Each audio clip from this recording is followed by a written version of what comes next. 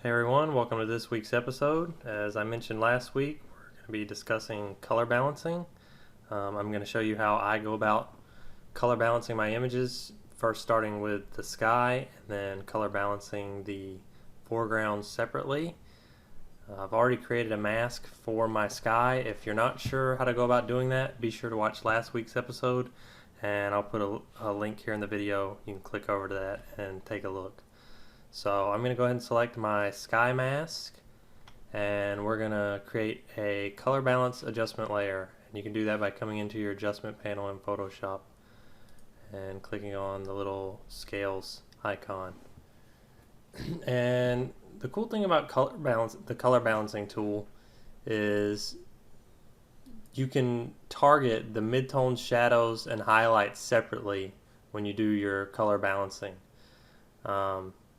So what I usually will do is I'll start with my midtones, and in the case of my sky, I'm going to want to make it like a nice bluish color. Like right now it's blue, but it's kind of flat and uninteresting.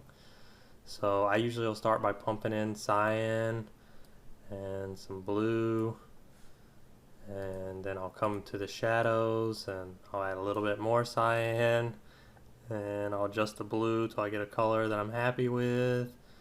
And you can do the same. I mean, it's to preference. That's probably a little bit too much, but anywhere in this range here is alright. And then you can come down to the highlights and do the same. There's not going to be much of a change here because there's not really any glowy. That usually will affect if you've got like lights that are glowing in the sky, it'll affect those. Since we don't really have any in this image, it's not going to make a big difference. But I'll just make a slight adjustment there. And that's pretty much all I do for my skies is push the colors and the midtones and shadows to the cyan and blue side. And let me just show you the before and after. You can see here it was a bluish color, but it was kind of flat.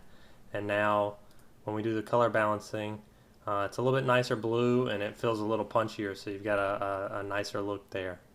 So now let's go about color balancing the foreground. So if you watched last week's episode, I'm going to select my sky mask. I'm going to come up here to select an inverse to select everything but my sky. And I'm going to click the color balance adjustment layer once again, and you'll see it automatically creates a mask for the foreground. And now we've got color balancing for the foreground. Now, the way you want to go about this is I'm taking a look at this image, and for me it looks like it's a little bit on the warm side for what I'm going for. So again, I'll start in my midtones and I'm going to push a little bit of cyan into the midtones and a little bit of blue, and I'll show you the before and after. It kind of gets rid of that red tinge that's all over the photo. It's really subtle, but when you get rid of that red, I think it looks a little bit nicer. Now, if you were going for an image that was, that you wanted to be more red, maybe like a sunset image, then you could easily pump that color in by going red. And that's the great thing about these sliders is you can target, as I mentioned, the midtones, highlights, and shadows separately, and then basically you can adjust your 6 primary colors in either direction, and you can target them separately, which is really nice.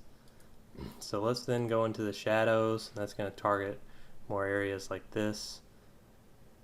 And again, for something like this, I usually just put a little bit of cyan and maybe a little bit of blue. I actually like my shadows to be more blue than yellow. I don't know, that's just kind of the way I've always edited it. You may prefer something else, but just knowing that you can use those sliders to go either way with it to your preference. And then finally we'll come to the highlights and we'll fiddle with that a little bit. I usually don't make as big of an adjustment to the highlights because, at least for me, they're usually pretty close to what I want. And I'll just fiddle with that a little bit. And I'll compare. And see, when we started out it wasn't as big of an adjustment, but when you get to the end after adjusting all three, your shadows, highlights, and midtones, can see it's a pretty big adjustment. We really got rid of all this kind of red color cast. And that's really what you're doing when you're color balancing, is you're eliminating color cast and making the colors how you want them to be displayed. We're not really changing the intensity, it's more changing how the colors look on the screen. So that's going to do it for my basic color balancing tutorial. This is one of the very first things I do to all my images before I do anything else, is I color balance the image and get the colors at least pretty close to the way I like them, and then you've got a really nice base for working on your image. If you have any questions, feel free to leave me a comment, and if you have any suggestions for next week's episode, let me know about that as well, and see you guys next time.